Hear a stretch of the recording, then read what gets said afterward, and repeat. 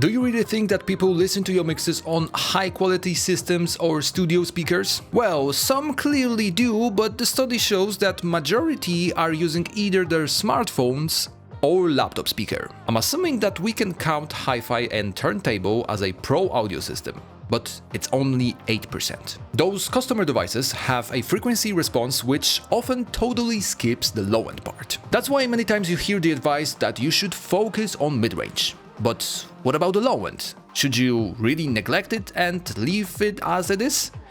Well, not on my shift.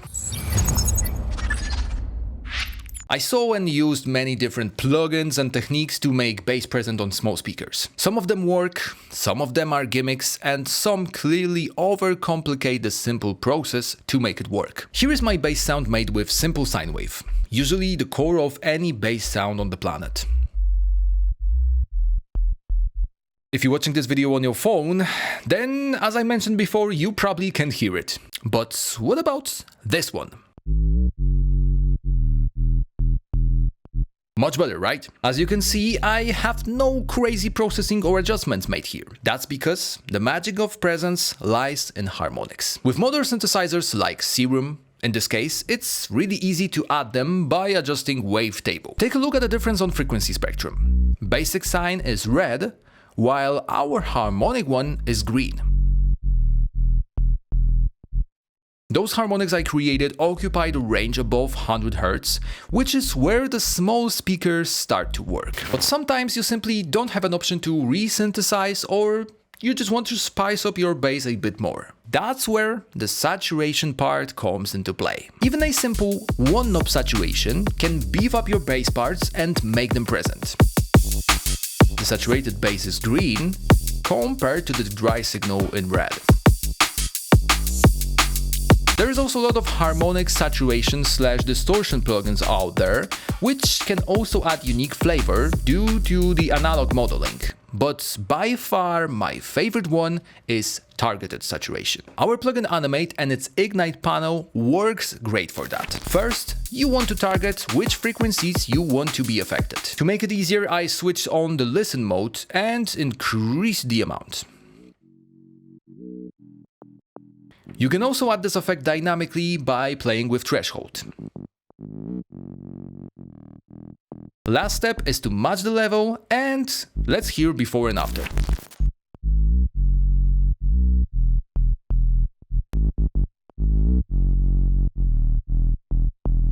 But there is a catch while adding harmonics like that. You need to make sure that you have enough room for them, since once you add too much, they will start to interfere with other elements inside your mix. Cool thing is that our levels plugin have a function called bass space. Simply mute your kick and bass and analyze. It was made to check if other instruments are properly high passed to fit bass into your mix, but you can also use it to know how much room you have for your harmonics. Now, before we dive into the most important part of making your bass present, I wanted to remind you that all of our plugins have a free trial available, so you can definitely check if they work for you or not, which I bet they do. The links are down in the description, right below the like button. Believe me or not, but I usually don't shape my bass tone in solo.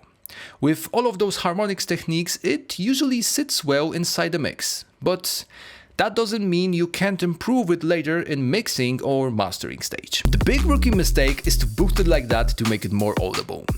Sure thing, you can get matched after, but by boosting ranges under 100 or even 60 Hz, you are boosting the mod as well. And just to not leave you with guessing games which frequencies you need to boost, let's use our plugin Bassroom for that. First step is to apply it on the master and watch how the suggestions change depending on your signal.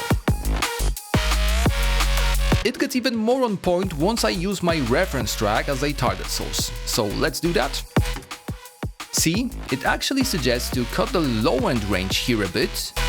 And before you start to lose your mind over low cutting, phase issues and all that stuff, don't worry. Bassroom uses shelving method to shape the tone in a smooth and very transparent way. Now let me boost those low mids a little bit to add a body and tone.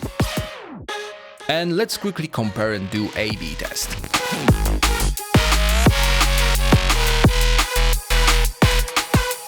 As you can see, mixing bass for small speakers is not that mysterious as people trying to present it. Once you take care of harmonics and the real presence area, it is way easier to nail the bass tone of every single genre you make or mix. But wait, there is one key thing that can ruin it all, even if you followed all the steps from this video.